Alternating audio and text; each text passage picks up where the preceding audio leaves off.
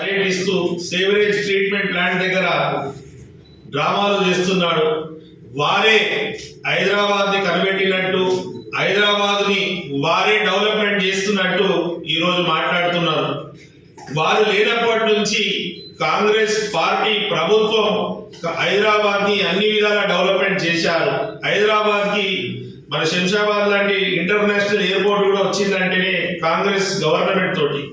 అక్కడే కాకుండా outer ring road తీసుకొచ్చింది కూడా కాంగ్రెస్ ప్రభుత్వమే. అదే మెట్రో రైలు కూడా తీసుకొచ్చింది కాంగ్రెస్ ప్రభుత్వమే. హైదరాబాద్ అన్ని విధంగా తీసుకొచ్చింది కాంగ్రెస్ ప్రభుత్వం. తర్వాత వీళ్ళు ఉద్యమం పేరుతోటి డబ్బులు తగ్గుకున్నారు. అది దాని ఎక్కడ ఒకటి. రెండోది 10 సంవత్సరాల్లో డబ్బులు సంపాదించడానికి ఉన్న ఇంట్రెస్ట్ కన్నా వీళ్ళకి వేరే ఇంట్రెస్ట్ లేకుంటే అదే మాదిరిగా ఈ రోజు కాంగ్రెస్ కు ఉంటది అనుకోవడం సిగ్గుచేటు. వారు మాట్లాడుతుంటే ఈ రోజు మూసీ రివర్ డెవలప్మెంట్ ప్రాజెక్ట్ తీసుకొస్తున్నాం అని చెప్పగానే అక్కడ అవకతవకలు జరుగుతున్నాయి. ఇక్కడ ఒక రోజు 150 కోట్లు అన్నారు, ఇంకో లేదన్నారని మాట్లాడుతున్నారు. ఇప్పటికీ డిపిఆర్ఏ స్టార్ట్ కాలేదు. డీటెయిల్ ప్రాజెక్ట్ రిపోర్ట్ వస్తేనే అక్కడ ఏం డెవలప్మెంట్ చేస్తున్నారని ఉంటుంది. ఈ రోజు మన గౌరవ ముఖ్యమంత్రి గారు హైదరాబాద్ ని ప్రపంచ దేశంలోనే కాంపిటేటివ్ గా అభివృద్ధి బాటలో నడిపించాలని వారు చూస్తుంటే మూసీ రివర్ ఫ్రంట్ డెవలప్మెంట్ చేయాలా, ప్రక్షాళన చేయాలా, సుందరీకరణ తోటి బయట నుంచి కూడా పర్యాటకులు వచ్చి చూసే విధంగా ఉండాలనే ఉద్దేశం వారిది ఉంటే వీరు ఎక్కడ చూసినా వీరు చేసిన అవినీతి చేస్తారనుకుంటున్నారు. వీరు 10 సంవత్సరంలో విజన్ లేని వ్యవహారం తోటి ఈ రోజు కొంత చినుకులు పడితే హైదరాబాద్ అంతా వర్ధమయం అవుతుంది. హైదరాబాద్ నీలమయం అయిపోయి అనేక ఇబ్బందులై ట్రాఫిక్ జామ్ అయి ఇన్న పరిస్థితి.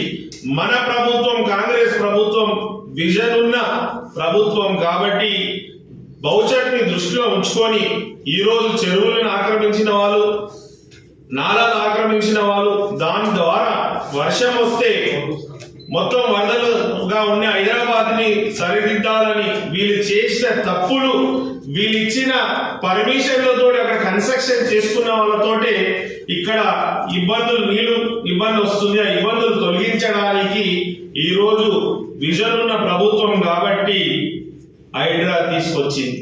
ఈ హైడ్రా తోటి జనమంతా సంతోషంగా ఉన్న పరిస్థితుల్లో అది చూసి ఓర్వలేక ఈ రోజు కేటీ రామారావు మాటి మాటికి ఎక్కడ గత పార్లమెంట్ ఎలక్షన్ లో వాళ్ళ డిపాజిట్ కొన్ని చోట్ల గల్లెంతాయి, ఒక్క సీటు రాలేదు.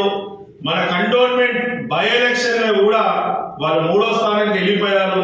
ఇదే మాదిరిగా వీళ్ళ డెవలప్మెంట్ ప్రజలు ఇష్టపడితే మేము వెనుక పడిపోతున్నాం దురాలోచన తోటి ఈ రోజు మాటి మాటికి ఏదో షో చేయడానికి వచ్చి ఇక్కడ ప్రతిరోజు ఏ పని డెవలప్మెంట్ చేసినా కూడా దానికి సాకులు చెప్పడం, దాంట్లో ఏదో అవకతవకలు జరిగినాయని చెప్పుకోవడం దురదృష్టకరం. ఈ రోజు రాష్ట్ర ప్రజలు కావచ్చు, హైదరాబాద్ ప్రజలు ప్రతి ఒక్కటి గమనిస్తున్నారు. ఏది ఏం చేసినా కూడా గౌరవ ముఖ్యమంత్రి గారు 18 గంటలు ప్రజాపాలన, ప్రజల ప్రభుత్వం అని ప్రజలకు మేలు జరిగే విధంగా తీసుకునే నిర్ణయాలు ప్రజలు హర్షిస్తుంటే వీళ్ళు ఓర్వలేక వీళ్ళు చెప్పేది ఏంటి, సివరేజ్ ట్రీట్మెంట్ ప్లాంట్ కి 4000 కోట్లు కేటాయించి ఈ నీళ్ళని ట్రీట్మెంట్ చేసిన అంటారు. మూసీ రివర్ కి ఎలాంటి డెవలప్మెంట్ అవసరం లేదు, మేమే నీళ్ళు ఇచ్చి దాన్ని ప్రక్షాళన చేసిన అంటారు. వీళ్ళు ప్రక్షాళన చేసినట్టయితే ఈ రోజు మూసీ రివర్ ఇంకో కూడా మన చర్చపొడి లాగా ఎలా ఉంటుంది. అది కాకుండా డెవలప్మెంట్ చేయలే కాబట్టి ఇవాళ మూసీ రివర్ లో కూడా ఇబ్బందులు ఉంది. కాబట్టి అనేక విధంగా వీళ్ళు మాట్లాడేది ఏంటంటే ఇప్పటికీ వీళ్ళే అధికారంలో ఉన్నారనే విధంగా ఉంది. వీళ్ళ అధికారం లేక బతకలేక రోజు అధికారం గురించి దావతం పడుతున్నారు. కానీ ప్రజలు చైతన్య పరులు, ప్రజలు తెలివి పరులు. హైదరాబాద్ లో ఏం జరుగుతుంది, ఎంత డెవలప్మెంట్ జరుగుతుందని అన్ని గుర్తించారు. దూరపు దృష్టితోటి 4th సిటీ కూడా తీసుకొస్తున్నారు మన గౌరవ ముఖ్యమంత్రి గారు.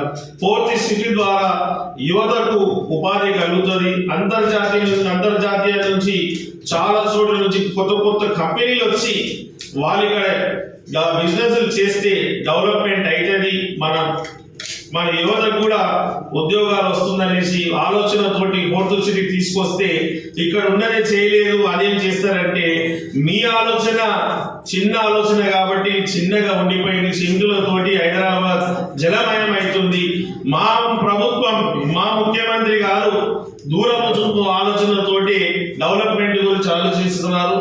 మీరు ఏం చేసినా కూడా హైదరాబాద్ లో ఎక్కడ చూసినా కూడా మేమే